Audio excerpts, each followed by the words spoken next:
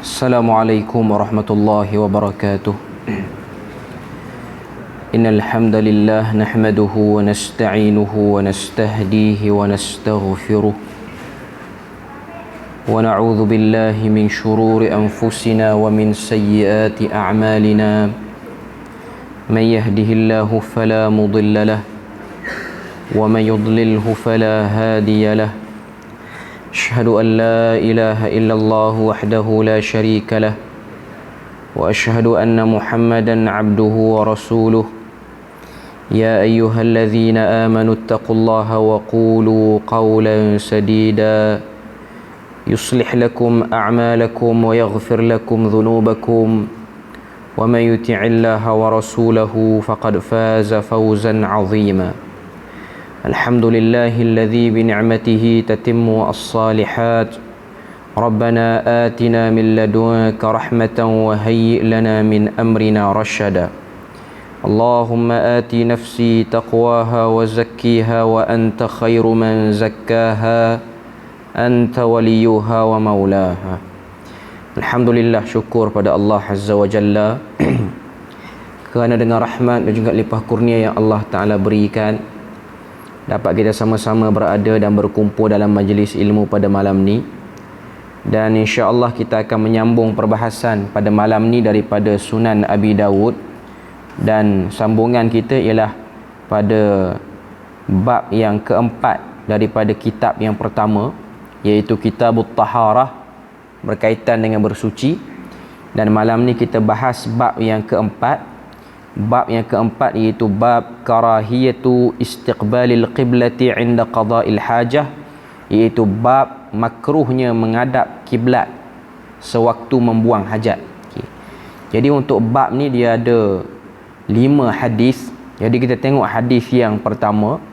Hadis yang pertama, wa bihi qala haddatsana Musaddad bin Musarhad qala haddatsana Abu Muawiyah 'anil A'mash عن إبراهيم عن عبد الرحمن بن يزيد عن سلمان قال قيل له لقد علمكم نبيكم كل شيء حتى الخراءة قال أجل لقد نهانا صلى الله عليه وسلم أن نستقبل القبلة بغائط أو بول وأن لا نستنجي باليمين وألا يستنجي أحدنا بأقل من 3 أحجار أو نستنجي برجيع أو عظم. Okay. Itu hadis yang ketujuh perbahasan kita pada malam ni. Kalau kita tengok hadis ni, maksud dia telah menceritakan kepada kami Musaddad bin Musarhad. Musaddad bin Musarhad kita dah bahas sebelum ni. Siapa dia Musaddad bin Musarhad? Telah menceritakan kepada kami Abu Muawiyah. Okay, nanti kita akan bahas apa Abu Muawiyah ni. Daripada Al-A'mash, dari Ibrahim, dari Abdul Rahman bin Yazid, dari Salman, dia berkata, dikatakan kepadanya, sungguh Nabi kalian telah mengajarkan kepada kalian segala sesuatu hingga urusan buang hajat. Salman menjawab, benar. Beliau sallallahu alaihi wasallam telah melarang kami menghadap kiblat pada saat buang air besar atau buang air kecil, agar kita tidak beristinja dengan tangan kanan, agar salah seorang dari kami tidak beristinja dengan kurang dari 3 batu, atau beristinja dengan kotoran binatang atau tulang. Okay. Jadi kita tengok dulu siapa perawi-perawi yang dibahaskan dalam ni. Yang pertama sekali, perawi dia ialah daripada Abu Dawud. Itu yang pertama ialah Musaddad bin Musarhad. Kita dah bahas sebelum ni, Musaddad bin Musarhad ni ialah salah satu orang yang digelar sebagai Abul Hasan Al-Basri, tokoh hadis daripada Basrah. Okay. Dia ni wafat pada tahun 228 Hijrah. Dan Al-Imamul Bukhari antara yang orang kata apa, mengambilnya sebagai salah seorang rawi. Dan kalau tengok banyak aqwal al-ulama ataupun kata-kata para ulama tentang diri Musaddad bin Musarhad ni. Okay. Dan seterusnya kita pergi kepada perawi yang kedua. Perawi yang kedua ialah Abu Muawiyah. Abu Muawiyah nama betulnya Muhammad bin Khazim At-Tamimi As-Sa'di Abu Muawiyah Ad-Darir Al-Kufi. Okay. Nama betul Abu Muawiyah ni ialah Muhammad bin Khazim At-Tamimi As-Sa'di, dan dia ni digelarkan dengan gelaran Abu Muawiyah Ad-Darir Al-Kufi. Ad-Darir maksudnya yang rabun ataupun yang buta di akhir hayat dia, dan dia ni daripada Kufah, Maula Bani Sa'ad bin Zaid Manah bin Taimin. Okay. Dan kalau kita tengok dia ni dilahirkan pada tahun 113 Hijrah dan dikatakan wafat pada 194, dan sebahagian mengatakan pada 195 Hijrah. Okay. Jadi dalam sebahagian mulahazat ataupun sebahagian tambahan yang disebutkan, antaranya ialah Abu Hatim Ar-Razi, dia kata Abu Muawiyah ni zahaba basaruhu wa huwa ibnu Thaman. Dia telah hilang pendengaran, hilang penglihatan dia ketika mana usia dia 8 tahun. Okay. Laqabahu Syirazi fil alqab fafahu wa qad ta'aqqabahu Ibn Makula kama fi qala fil ikmal wa kadha Ibn Tahir fi ma'rifatul alqab. Sebahagiannya menggelarnya dengan gelaran-gelaran yang lain, tapi gelaran yang terkenalnya ialah Ad-Darir, iaitu Abu Muawiyah Ad-Darir. Nah, itu yang disebutkan oleh Asy-Syirazi dalam kitab dia Ma'rifatul Alqab. Sekadar kita ambil sikit-sikit jelah daripada perawi dia. Kemudian perawi yang seterusnya iaitu Al-A'mash. Al-A'mash ni nama dia yang terkenal Sulaiman bin Mihran Al-Asadi Al-Kahili, ataupun digelar dengan gelaran Abu Muhammad Al-Kufi, tapi lebih terkenal dengan nama Al-A'mash, juga disebut dengan Al-A'ma. Al-A'mash ni maksud dia rabun juga, Al-A'ma ni maksud dia buta, sebab dia di akhir hayat dia buta. Dan yang tadi tu Abu Muawiyah tu dikatakan buta ataupun hilang penglihatan daripada kecil lagi. Okay. Dan Al-A'mash ni kalau kita tengok antara guru dia yang terkenal ialah Ibrahim An-Nakhai. Banyak riwayat-riwayat Al-A'mash ni melazimi Ibrahim An-Nakhai, dan Ibrahim An-Nakhai ni di akhir hayat dia pun buta, dan Al-A'mash ni di akhir hayat dia rabun. Dia tak buta, dia rabun. Okay. Dan kalau kita tengok Al-A'mash ialah salah seorang tokoh yang dalam ilmu hadis ni antara tokoh yang agak garang berbanding tokoh-tokoh hadis yang lain. Banyak riwayat yang menunjukkan tentang kegarangan Al-A'mash ataupun Sulaiman bin Mihran yang dilahirkan pada 60 ataupun 61 Hijrah, dan dikatakan wafat pada sekitar 145, 47 dan juga 48. Itu berbeza-beza pandangan yang disebutkan oleh para ulama tentang kewafatan orang kata apa Al-A'mash. Okay. Tapi yang pastinya dia antara tokoh hadis yang digelar sebagai Al-Hafiz, tapi dia memiliki beberapa perangai yang agak pelik, antaranya kegarangannya. Kalau kita tengok di dalam sebahagian riwayat yang disebutkan, Al-A'mash ni lah salah seorang tokoh yang memelihara anjing. Tujuan dia lah untuk melarang orang-orang terlalu ramai meriwayatkan hadis daripada dia. Dan ada yang mengatakan dia ni juga ada pantang larang waktu nak terima hadis. Iaitu dia tak suka orang terlalu rapat dengan dia waktu dia meriwayatkan hadis. Maknanya dia suka orang jauh-jauh. Macam kedudukan saya sekarang ni, A'mash suka ni. Dia jauh-jauh. Dia tak suka rapat-rapat. Okay. Bahkan ada riwayat menunjukkan bila mana ada satu orang rapat, dia pernah ludah kawan yang rapat dengan dia tu. Okay. Dengan sebab kawan yang baru datang tu ialah pelajar baru, dan pelajar baru tak tahu pantang larang dia. Kebetulan pula A'mash ni dia dah waktu tu dia dah rabun dah, ataupun dia tak jelas siapa orang. Jadi dia hanya boleh perasan ada orang dekat dengan dia dengan bunyi nafas. Okay. Jadi dia pun ludah dengan sebab dia tak suka orang rapat dengan dia. Okay. Dan dia ni kuat merajuk. Ada benda tak kena sikit dia cepat merajuk, dan bila mana dia merajuk dia tak nak mengajar hadis. Sampai sebulan lama tak nak mengajar hadis. Itu perangai dia. Okay. Tapi dia tokoh yang hebat. Dia tokoh yang hebat. Dan dia dari segi kebenaran, dia tegas dengan kebenaran. Dia antara yang orang kata apa, yang cuba menzahirkan pemalsu-pemalsu hadis yang ada di zaman dia. Sebab tu ada satu riwayat, satu orang pemalsu hadis ni, dia datang daripada Iraq. Dan memang A'mash ni pun kau tengok, dia tu pun sendiri daripada Iraq lah, dia tu daripada Kufah. Okay. Dan kalau tengok memang Iraq ni antara tempat yang menghasilkan hadis palsu yang banyak. Okay. Dan melahirkan ramai perawi-perawi yang problem. Iraq tempat dia. Sebab tu kau tengok dalam hadis Nabi kata, tidak akan berlaku kiamat, la taqumus sa'ah, sehinggalah keluarnya tanduk syaitan daripada arah sana. Arah sana tu Nabi tunjuk kepada Najd ataupun arah Iraq. Okay. Tujuan dia apa? Nak tunjuk pada kita bahawasanya Iraq ini adalah tempat penghasilan orang-orang yang bermasalah. Orang-orang yang bermasalah. Sebab tu kau tengok pada zaman sahabat lagi, bahkan zaman awal, maknanya zaman Nabi masih hidup lagi, yang suka buat kacau ni ialah datang daripada Iraq. Antaranya ialah Zul Khuwaisirah. Zul Khuwaisirah ni ialah satu orang yang pernah mengkritik Nabi waktu Nabi sedang membahagi-bahagikan harta yang baru selesai Nabi dapat daripada peperangan Khaybar, perang antara Islam dan juga Yahudi, pada tahun yang ke-6 ataupun tahun yang ke-7, sekitar tahun itulah sebelum berlakunya pembukaan kota Mekah, memerangi Yahudi. Dan pada peperangan tu Yahudi dikeluarkan secara keseluruhannya. Okay. Jadi pada waktu tu harta rampasan perang banyak, terlalu banyak. Sebab tu kau tengok perang Khaybar ni antara perang yang munafikin join.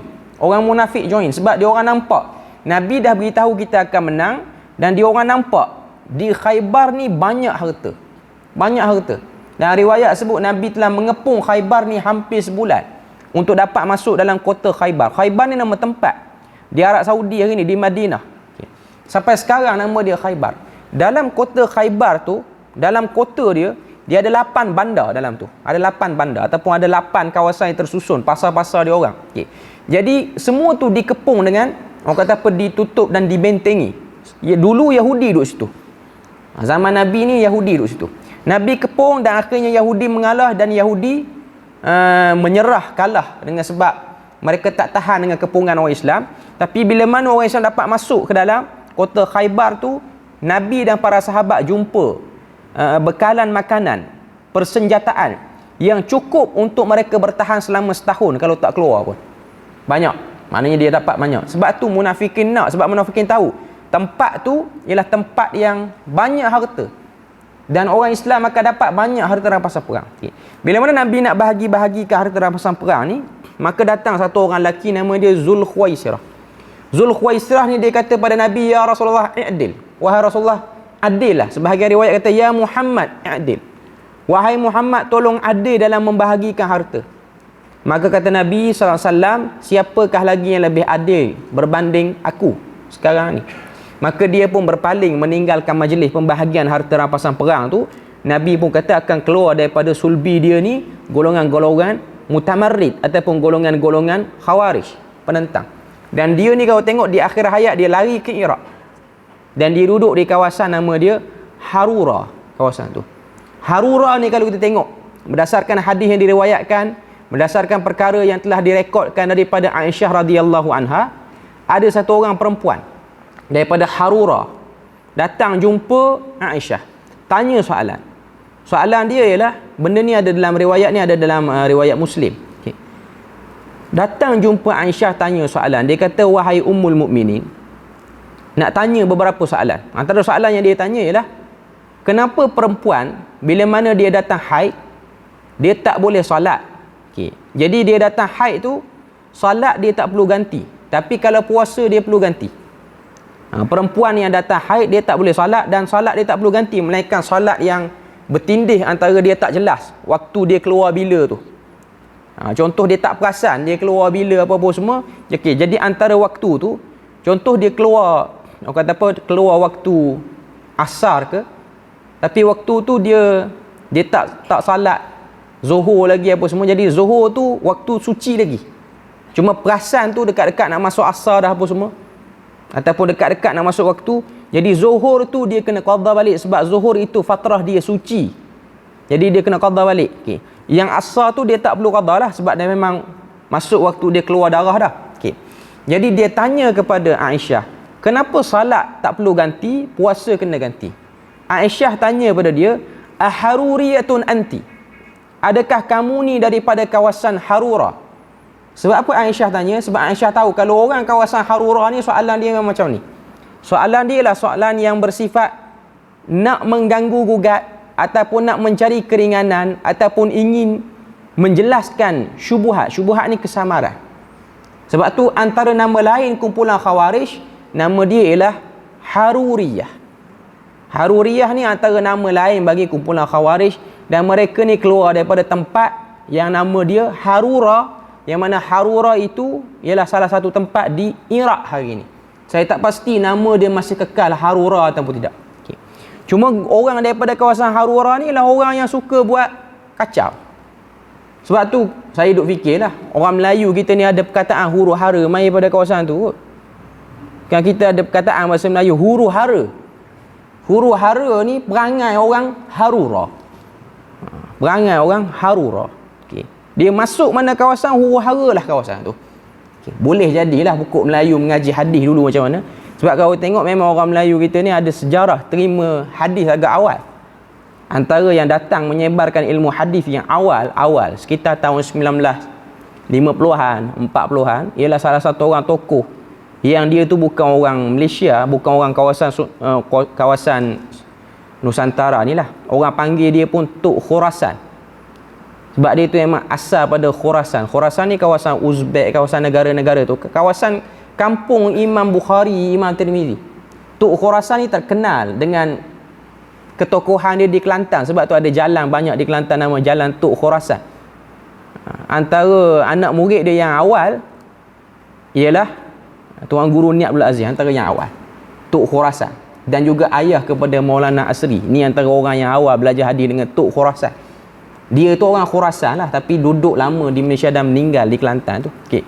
Dan daripada dia lah ilmu hadis tu dipelajari secara detail. Mula bertapaknya kecenderungan sebahagian orang Melayu kepada ilmu hadis. Start pada dia tu lah ada cerita orang nak belajar India ke mana-mana kerana nak mendalami ilmu hadis tu. Tapi orang panggil dia Tok Khurasan. Maklumat-maklumat tentang ilmu hadis tu datang pada dia. Sanak-sanak sebahagian besar orang yang belajar hadis di Malaysia ni pergi kepada Tok Khurasan tu sendiri. Okay. Jadi apa nama ni, Al-A'mash ni dia kuat melawan pemalsu-pemalsu hadis zaman ni. Dia ni orang Iraq. Okay, dia ni orang Iraq. Okay. Dan dia setiap kali dia dengar ada orang yang baca hadis, dia cuba pergi. Dan dia duduk dalam majlis pembacaan hadis. Okay. Bila mana dia duduk, ada satu orang tokoh hadis tu lah. Orang panggil dia tokoh hadis. Dia telah riwayatkan satu hadis, hadis tu palsu, tapi dia buat majlis besar-besaran. Orang datang mai dengar. Kebetulan yang sanad hadis dia baca tu dia kata Anil A'mash. Dia ambil pada A'mash. A'mash duk ada dalam majlis dia. Dia tak kenal A'mash tu siapa. Okay. Tapi A'mash ni dia orang tua, lepas tu orang yang buta, orang yang rabun, maknanya jalan pun pakai tongkat. Duduk datang majlis, duduk tengah-tengah. Nampak macam kurang ajar lah sikit. Okay. Lepas daripada dia dengar kawan tu baca hadis, dia tahu hadis tu palsu. Bila mana dia dengar hadis tu palsu, dia cabut baju dia, dia cabut bulu ketiak depan orang ramai-ramai. Dia cabut. Sehingga yang baca hadis tu kata apa punya orang tua kurang adab duk baca hadis. Dia kata perbuatan aku mencabut bulu ketiak ni datang pada hadis yang sahih. Adapun kamu memalsukan hadis. Lepas tu dia kata aku ambil hadis ni daripada A'mash. Dia tak tahu yang cabut bulu ketiak tu ialah A'mash sebenarnya. Maka dia pun berlalu. Orang pun tahu, oh, ni A'mash. Mana kawan ni kelentong lah duduk atas meja ni. Orang pun lari. Okay. Cuma perangai dia memang cengih lah kita kata. Perangai dia memang sangat-sangat garang. Luar biasa kegarangan dia. Macam kita sebut tadi, dia pelihara anjing. Dia akan lepaskan anjing dia bila mana dia tengok orang nak mari belajar hadis dengan dia. Dia tak suka orang belajar ramai-ramai dengan dia. Sehinggalah satu hari anjing dia mati. Orang pergi dekat dia tanya, wahai A'mash, kenapa menangis? Dia kata sebab anjing aku mati. Sebab apa menangis? Sebab anjing mati. Sebab lepas pada ni orang akan ramai main belajar hadis dengan aku sebab anjing tak ada. Dulu anjing ada. Okay. Tapi dia ni orang yang garang. Dia merajuk dengan satu kumpulan anak murid dia sebulan tak nak baca hadis. Cuma dia pernah kalah, sebahagian riwayat sebut, dia pernah kalah dengan satu orang pelajar hadis daripada Mesir. Dia datang jauh daripada Mesir datang ke Iraq nak jumpa A'mash, nak ambil hadis dengan A'mash. Sampai-sampai orang beritahu Amash merajuk sebulan tak nak baca hadis. Kamu balik ke Mesir. Mesir dengan Iraq bukan dekat. Dipisahkan dengan laut. Dia kata tak. Amash marah kamu orang, bukan marah aku. Sekarang ni aku nak pergi belajar juga hadis kepada dia. Dia pergi jumpa Amash. Amash kata aku tak akan riwayat hadis. Aku dah beritahu pada semua orang sebulan aku tak akan riwayat hadis. Aku mengajuk. Okey. Maka kata Arab Mesir ni ataupun kata pelajar pada Mesir ni, kamu marah dia orang. Aku tidak ada dalam situasi yang kamu marah tu. Kamu kena rahmati aku datang jauh ni, bagilah 1-2 hadis tu. Maka Amash kata tak. Aku tak akan bagi. Kamu datang pada Mesir ke datang pada Maghrib ke aku tak peduli. Aku tak akan bagi. Okey. Jadi yang Mesir ni dia ada akal banyak. Akal dia banyak. Okey. Dia kata tunggu. Amash nak balik nanti aku akan tolong pimpin dia sampai ke rumah. Okey, bila mana Amash nak balik, dia pun kata pada Amash, kalau kamu tak nak bagi aku hadis pun tak apa, biarlah aku tolong kamu hantar kamu ke rumah. Maka Amash pun kata, okey tak apa, kamu nak tolong aku, hantar aku ke rumah. Okey. Dia tarik tongkat Amash tu, dia bawa Amash ke tengah padang pasir, bukan ke rumah kamu tu. Okey. Sampai tengah padang pasir, Amash kata, ni bukan rumah aku. Kata si Mesir tu, kamu kena bagi hadis pada aku, baru kau hantar kamu balik. Kalau tak, aku tinggal kamu sini. Baru dia temu buku dengan ruas. Dua-dua cengih mereka. Okey. Jadi pada waktu tu, si Mesir ni kata, kamu beri pada aku hadis, lepas pada tu bawa aku hantar kamu balik. Okey. Akhirnya Amash terpaksa mengalah. Amash pun bacalah hadis pada kawan tu. Baca sampai 50 buah hadis. Dan kalau kita tengok dari segi ilmu hadis, lelaki Mesir ni dia lagi kuat berbanding orang lain yang belajar dengan Amash. Sebab dia dengar face to face, seorang-seorang. Orang lain dengar ramai-ramai. Orang yang dengar seorang-seorang ni, dia boleh guna riwayat, dia boleh guna sirah dengan sirah yang berbunyi sami'tu, aku mendengar daripadanya. Orang lain dia kena guna akhbarana, telah mengkhabarkan pada kami, sebab dalam majlis ramai-ramai. Ni dia seorang-seorang. Okey. Habis 50, Amash kata dah cukup 50. Okey dah. Kata Mesir tu tambah lagi bagi cukup 100. Alang-alang dapat ni bagi. Maka Amash bagi sampai 100. Bila mana Amash bagi sampai 100, dia pun mengotakan janji dia si Mesir tu hantar dia balik. Okay. Cuma si Mesir ni dia dah tahu perangai Amash. Dia dah dengar, maknanya sebelum dia sampai ke Iraq tu, dia dah dengar cerita tentang Amash ni macam ni perangai dia. Okay. Sebelum sampai ke rumah, dia simpankan buku tulisan hadis tu di satu kedai. Simpan situ. Okay. Lepas pada tu, dia hantar Amash tu balik ke rumah. Amash ni pun dia sedang fikir akal macam mana dia nak kenakan pada budak ni. Okey. Sampai ke rumah, Amash pun perasan ni dah rumah dia. Maka Amash pegang budak Mesir tu, dia kata, dia berteriak, dia kata, wahai sekalian orang kampung, ni pencuri ni. Ni pencuri ni. Dia nak curi barang dengan aku. Apa barang dia? Ada buku-buku catatan hadis yang ada pada dia. Tu barang dia yang dia curi. Tapi yang Mesir tu pun cerdik, dia tinggal awal dah. Orang tangkap dia tak ada buku pun. Amash terpaksa mengalah dengan Mesir ni. Cuma Amash ni dia masih lagi ada akal. Orang kampung dah mari tengok tak ada apa. Orang pun lepaskan balik. Lepas pada tu Amash beritahu kepada si Mesir ni, ya talib, wahai penuntut ilmu, aku nak beritahu pada kamu, 100 hadis yang aku bagi pada kamu tu semua palsu belaka. Semua palsu belaka. Okey. Tapi si Mesir ni kata, aku tahu kamu wahai Amash, kamu kalau riwayat hadis kamu tak akan riwayat yang palsu. Dia saja nak bagi touch Mesir tu. Okey. Maka Amash kata, kamulah orang yang pertama kali boleh berlawan garang dengan aku. Lawan cengeng sama dengan aku.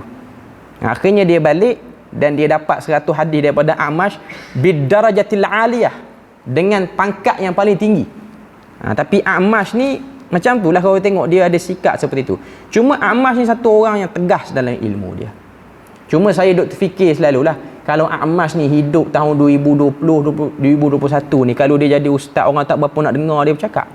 Dengan sikap perangai dia macam tu. Tambah pula orang kita ni nak tengok orang yang smart sikit, cakap lembut sikit. Kalau perangai macam Amash ni, kita out awal lah. Walaupun dia tu ada kebenaran. Sebab hakikatnya, kebenaran itu tidak dinilai daripada luarannya sahaja. Kebenaran itu dinilai daripada apa yang dia sebutkan.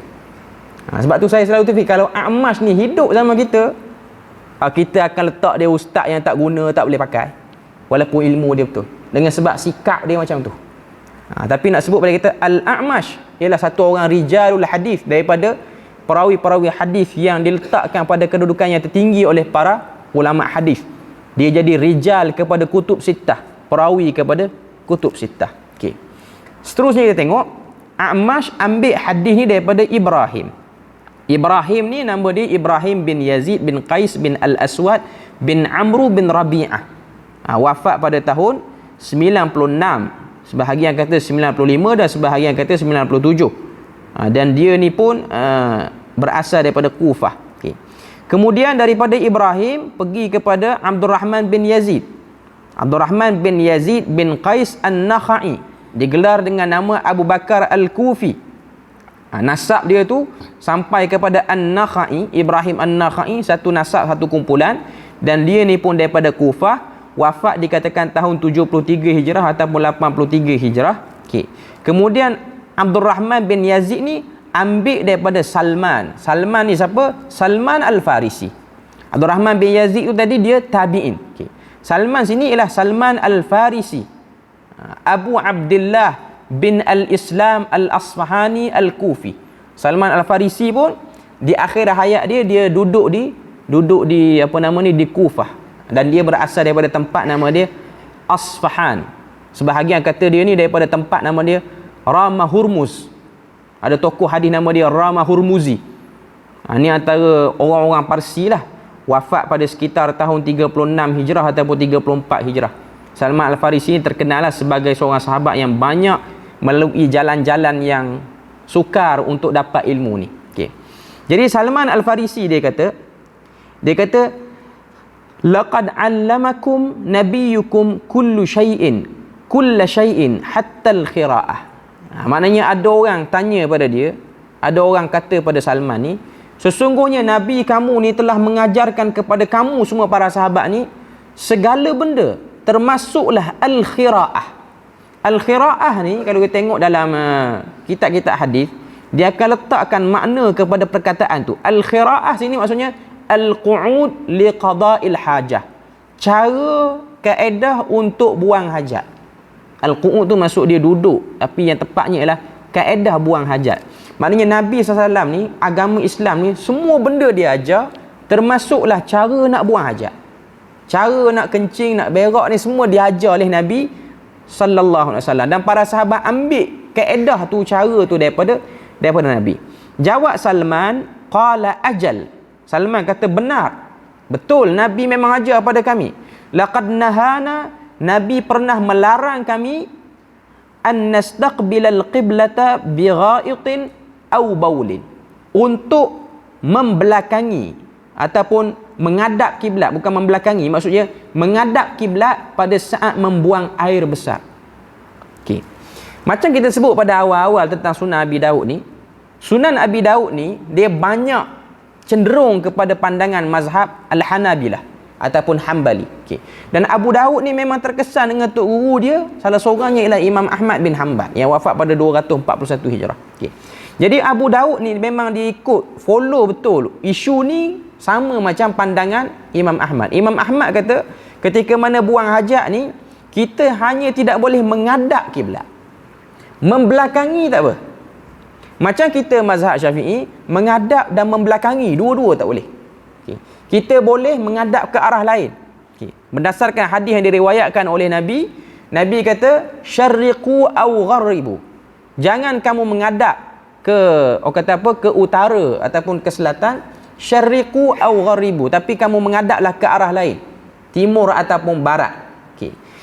Timur ataupun barat, kalau kita tengok, timur barat ni di Madinah dia tak menghadap ke Mekah. Okay. Adapun utara selatan ni ialah utara tu menghadap ke Mekah kalau saya tak silap lah, ataupun selatan tak pastilah. Okay. Cuma kita ni di tanah Melayu ni ataupun di Malaysia ni, kedudukan Mekah daripada tempat kita ni ke arah barat kalau tengok di peta lah. Okay. Tapi dia taklah barat 100%, barat daya sikit lah. Okay. Cuma nak beritahu pada kita, hadis Nabi bukan Nabi suruh kita buat tanda ataupun waktu nak buang hajat tu menghadap ke timur dan barat sahaja. Tapi maksudnya situ ialah tidak menghadap depan kiblat menghadap kiblat ataupun membelakangi kiblat. Okey. Cuma bagi mazhab Abu Daud dan juga mazhab Imam Ahmad bin Hanbal, boleh untuk satu orang tu dia buang hajat, dia membelakangi kiblat. Yang tak boleh hanyalah dia orang kata menghadap kiblat saja, tak boleh. Adapun nak membelakangi itu sama ada dalam keadaan tertutup ataupun terbuka. Tertutup ni maksudnya kalau tempat tu tandas yang ada dinding. Terbuka ni maksudnya tengah padang, kawasan-kawasan yang tersembunyi jauh, itu tempat yang terbuka. Macam tu pun, keadaan macam tu pun boleh juga untuk membelakangi kiblat. Yang tak boleh hanyalah menghadap kiblat saja. Okay, itu kecenderungan yang disebutkan oleh Imam Abu Daud. Okay. Kemudian dalam hadis ni dia juga sebut benda-benda lain. Antara yang dia sebut, wa alla nastanjiya bil yamin. Dan kami juga dilarang oleh Nabi untuk beristinja tidak menggunakan tangan kanan. Gunakan tangan kiri. Okay. Tidak menggunakan tangan kanan. Sebab tangan kanan ni banyak benda yang Nabi tunjukkan pada kita. Nabi berurusan harian ni dengan tangan kanan.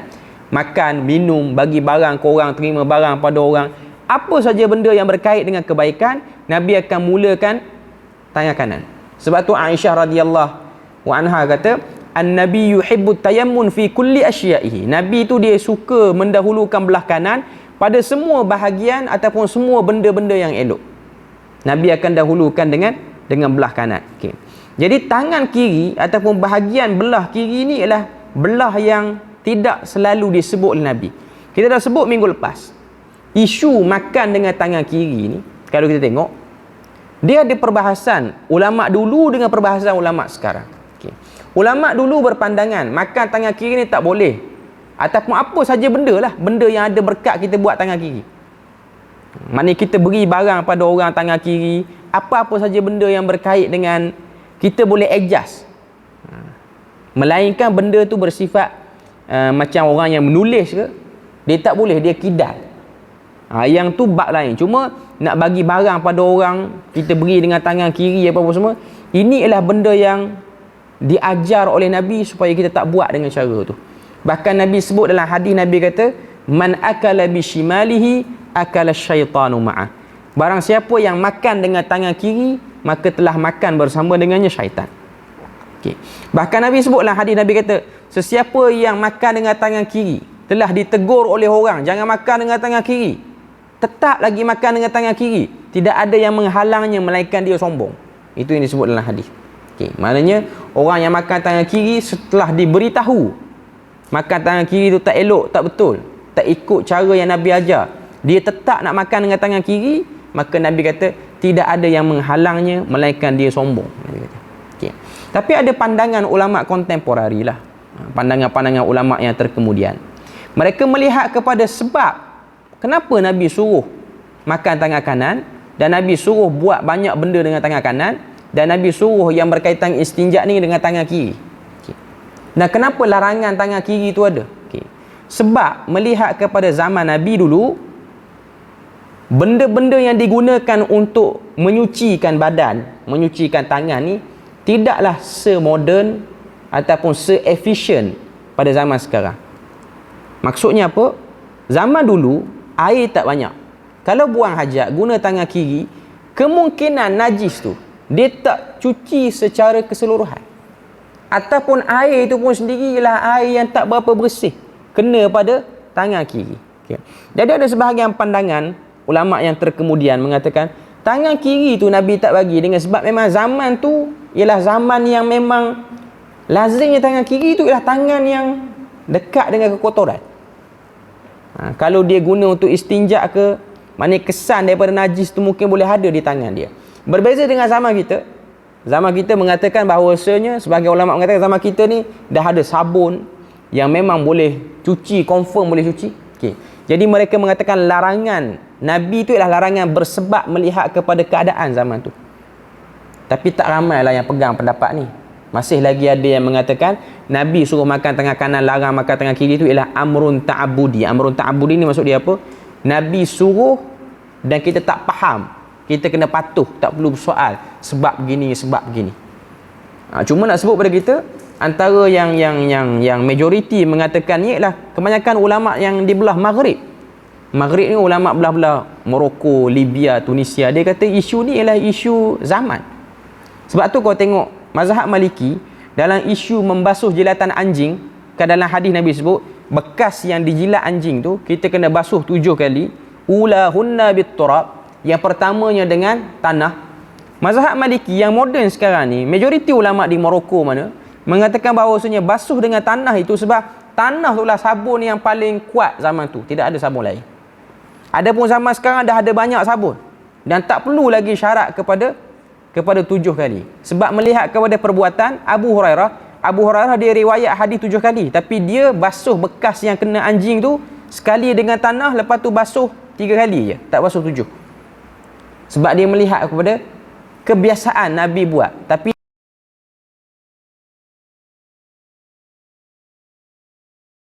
pandangan lah nak sebut pada kita bahawasanya, sebab tu sebahagian mazhab Maliki mereka melihat benda tu keringanan, dan mereka pun mengatakan isu tangan kiri ni lah isu melihat pada zaman. Wallahu alam, tapi saya sendiri lebih cenderung kepada mengatakan makan tangan kiri ataupun apa-apa benda tangan kiri ni ialah benda yang disebut amrun ta'abudi. Sebab Nabi sebut dengan jelas, orang yang sudah makan dengan tangan kiri ditegur tapi masih lagi makan tangan kiri, orang macam ni ialah orang yang sombong. Maknanya itu ialah satu benda yang agak besar. Nabi beri peringatan pada kita. Nak tunjuk pada kita bahawasanya larangan makan tangan kiri. Okey. Jadi kita usahalah makan dengan tangan kanan. Macam saya sendiri, saya ni kidal. Antara masalah orang kidal ni, dia nak makan nasi suap dengan tangan dia tu, dia okey, dia boleh makan tangan kanan. Cuma dia problem pada sudu. Guna sudu dia payah. Dia tetap rasa sedap dengan tangan kiri. Okay. Tapi benda tu boleh di-adjust lah, boleh kita ajar diri kita. Benda tu boleh. Dengan sebab apa? Dengan sebab suasana masyarakat. Kalau dia membantu, dia boleh. Saya di Malaysia memang saya jarang lah makan dengan tangan, zaman kecil dulu makan dengan tangan kanan pakai sudu ni, sebab orang tegur tapi bersahaja je. Beza kita pergi negara Arab, orang tegur dia lain macam sikit. Dia macam orang kata apa, satu benda yang sensitif di mata dia orang. Jadi benda tu kerap kali berlaku, sehingga saya pun jadi dah boleh ambil perhatian dah benda tu. Jadi benda tu jadi lekat. Macam sebahagian orang kita lah makan nasi apa semua, nak minum air kita ambil dengan tangan kiri. Nanti buka puasa bulan Ramadan dia ada perangai lagu tu. Dia nak minum air, dia ambil tangan kiri. Tapi dia nak Islamik lagi, dia tampung dengan tangan kanan bawah.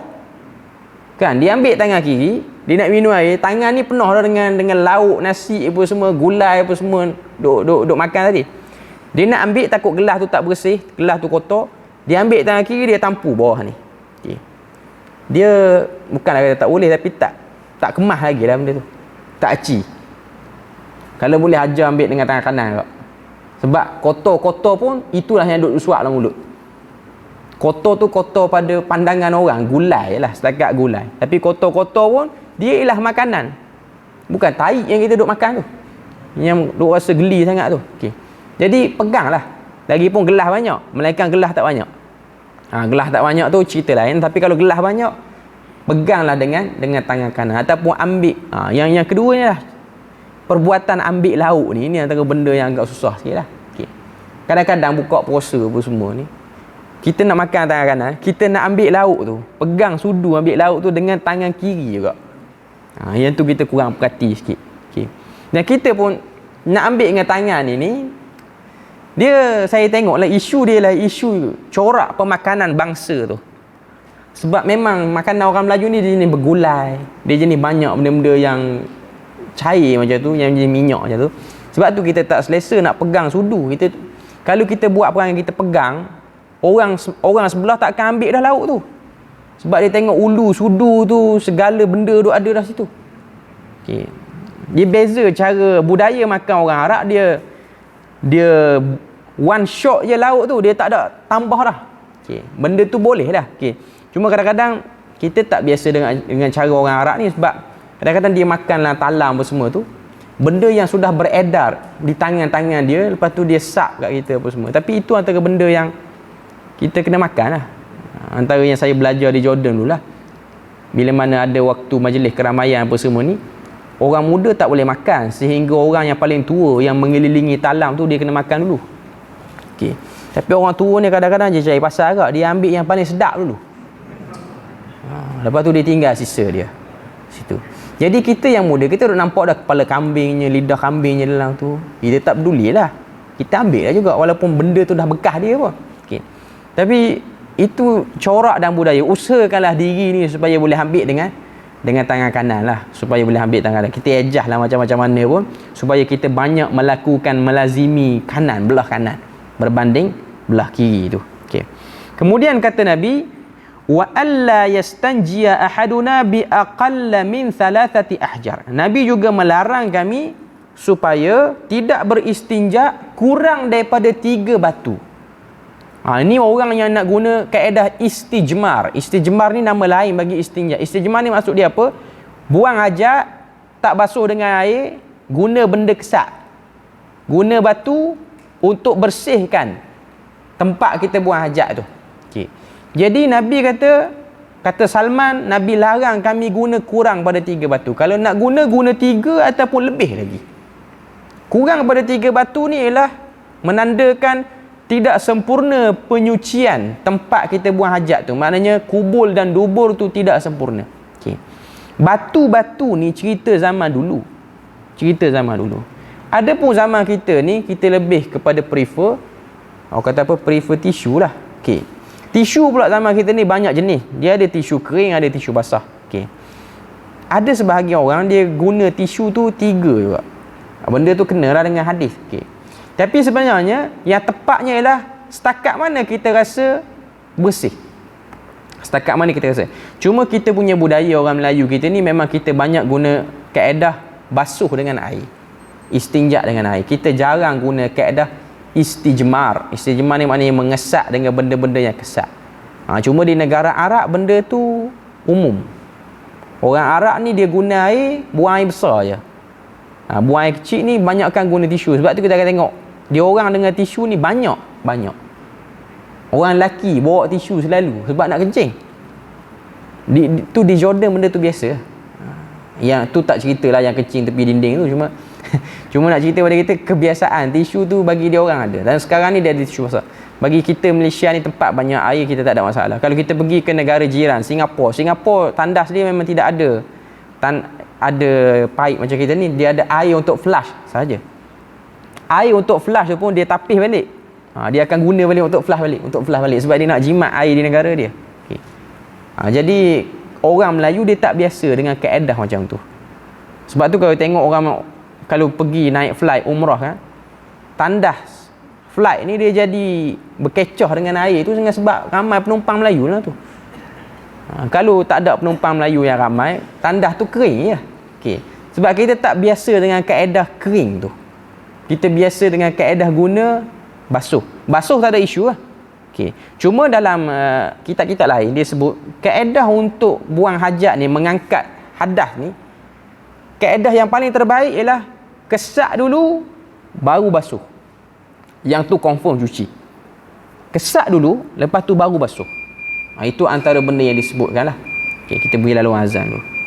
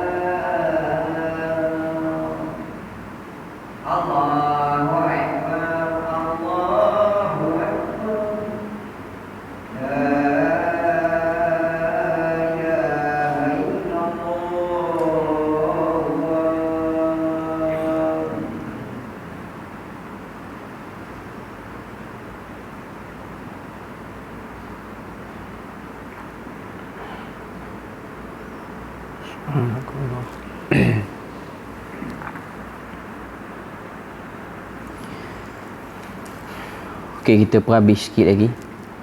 Apa yang disebutkan oleh Salman sini, Salman kata antara benda yang Nabi larang tadi ialah isu istinja kurang pada 3 batu.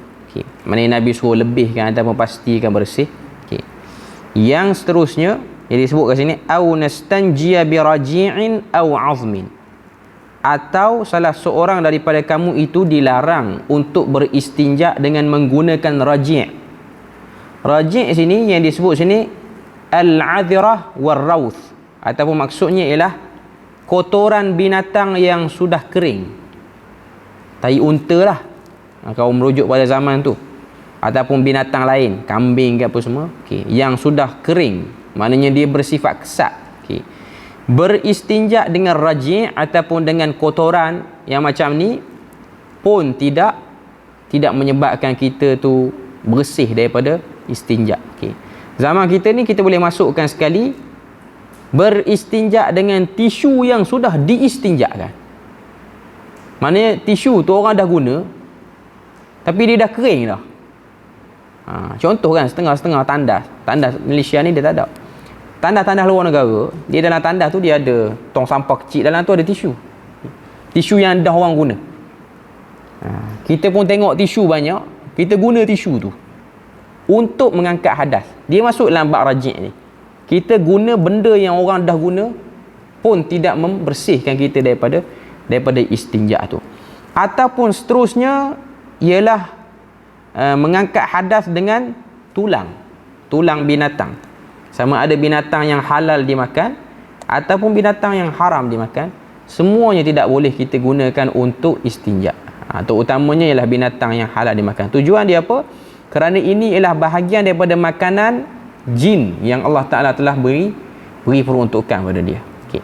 Jadi nak sebut pada kita bahawasanya jin itu berdasarkan satu hadis yang diriwayatkan oleh Imam Abu Daud juga, bagaimana Nabi SAW suruh sahabat ni kumpulkan elok-elok tulang ni, sebab Nabi kata fa innahu ta'amul li ikhwatikum, sesungguhnya ini ialah makanan kepada saudara kamu, iaitu jin. Macam mana jin makan, wallahu alam. Allah Ta'ala, ada sebahagian para ulama kata Allah Ta'ala salurkan balik tulang tu dengan daging apa-apa semua sehingga dia boleh makan. Okay. Cuma nak sebut pada kita, salah satu daripada makanan jin itu ialah tulang. Selain daripada tu, makanan jin sama macam makanan kita.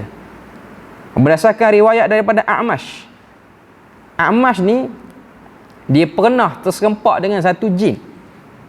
A'mash yang kita cerita panjang tadi, yang cengih tu, dia ni pernah terserempak dengan satu jin. Maka jin tu masuk dalam majlis dia, dengan sebab jin tu telah merasuk suatu orang pelajar dia. Maka A'mash pun dia tak baca apa-apa, cuma jin tu keluar. Lepas tu A'mash pun tanya, "Madza ta'kul?" Apa yang kamu makan? Maka kata jin tu, "Al-aruz." Dia makan nasi. Jin tu. Okay. Lepas tu tanya daripada A'mash ni, dia tanya jin ni, "Kamu ni daripada kumpulan mana?" Dia kata, "Aku ni daripada kumpulan jin yang ada agama." "Yang paling teruk dalam kumpulan kamu ni siapa?" Tanya A'mash. A'mash tanya pada jin tu. Jin tu pun kata, "Yang paling teruk dalam kumpulan kami ialah Az-Zanadiqah," iaitu jin yang Syiah.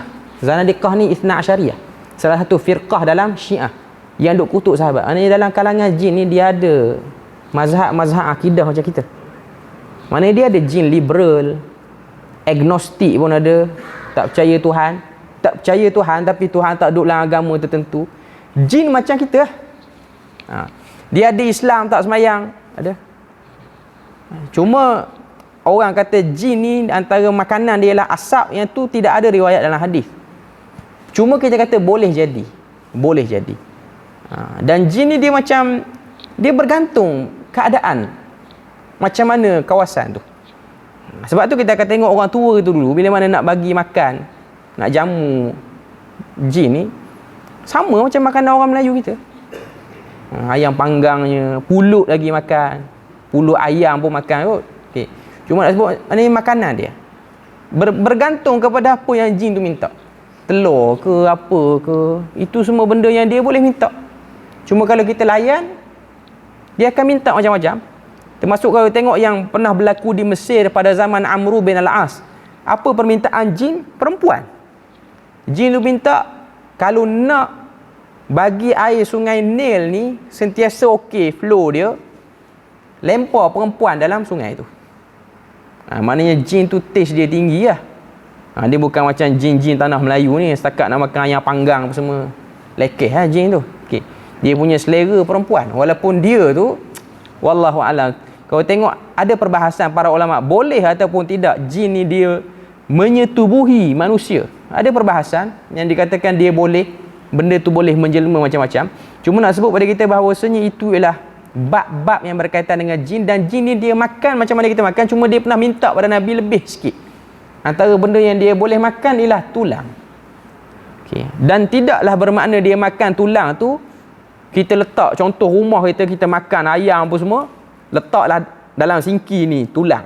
Esok hilang tulang tu, maknanya jin angkut. Tak. Macam mana dia makan wallahu alam. Kalau buat macam tu seriau kita. Asal pagi tulang hilang, asal pagi sinki bersih, ada orang tolong basuh.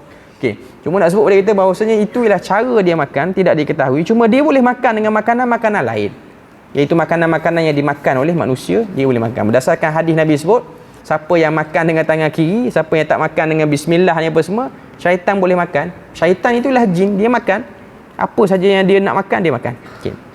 Dia boleh makan dan dia boleh ambil. Okey. Jadi selesai kita untuk hadis ni. Lepas tu ada satu soalan. Soalan dia tadi, apa tak dalam online tadi? Perlu atau tidak ketika kucing kita memegang kemaluan kita? Okey. Untuk isu istinja ni, tengok kita punya keadaan macam mana. Okey. Memegang kemaluan ni, kau tengok dia sebut dalam kitab-kitab Jawi yang lama. Cara istinja yang betul ni, nak urut lah bagi lelaki, ada duduk belah kiri lah, apa-apa semua, beratkan belah kiri. Itu ialah bergantung kepada orang tu. Kebanyakan testimoni zaman tu macam tu. Ada pun zaman kita ni macam-macam lah. Ada orang dia tak perlu pegang. Dia rasa diri dia tu tidak ada lagi tetesan. Sama juga dengan berdehem. Berdehem ni dia tak jadi syarat pun wajib berdehem. Okay. Cuma mengikut kaedah berdehem itu dia boleh. Dan berdehem ni, dia bukan berdehem yang macam kita nak test mic ni. Dia tak jadi berdehem yang macam tu. Begitu tak jadi. Okay. Dia ada cara dia. Dia ada kaedah dia dari segi perubatan lah. Sampai dekat paru-paru kita ni dia ada diaphragm apa tak nama dia. Dia naik ke atas tu, kita tekan ke bawah baru dia ada tolakan. Kalau berdehem slow-slow itu tak jadi apa. Masih lagi berbaki. Okay. Cuma benda tu bergantung sebab setiap badan manusia dia tak sama fungsi dia. Walaupun orang boleh beri kaedah ataupun teori, ini benda yang pakar perubatan pun akui, dia setiap manusia dia tak sama badan dia. Tuan badan tu lah yang tahu macam mana dia tu ada lagi ke najis ataupun tidak ada lagi. Cuma panduan tu diberi, beratkan belah kiri, cara nak beristinja, apa-apa semua, itu kita boleh lah. Kalau kita rasa dengan cara pegang dia boleh menghabiskan semua najis kita, maka pegang. Tapi kalau bagi orang yang dia rasa dia okey, dia yakin, maka dia tak perlu pegang. Itu bergantung kepada orang. Okay. Jadi setakat tu saja kita punya perbahasan pada malam ni. Moga Allah Ta'ala beri rahmat dan berkat. Subhanakallahumma wa bihamdik, asyhadu an la ilaha illa anta wa astaghfiruka wa atubu ilaik. Assalamualaikum warahmatullahi wabarakatuh.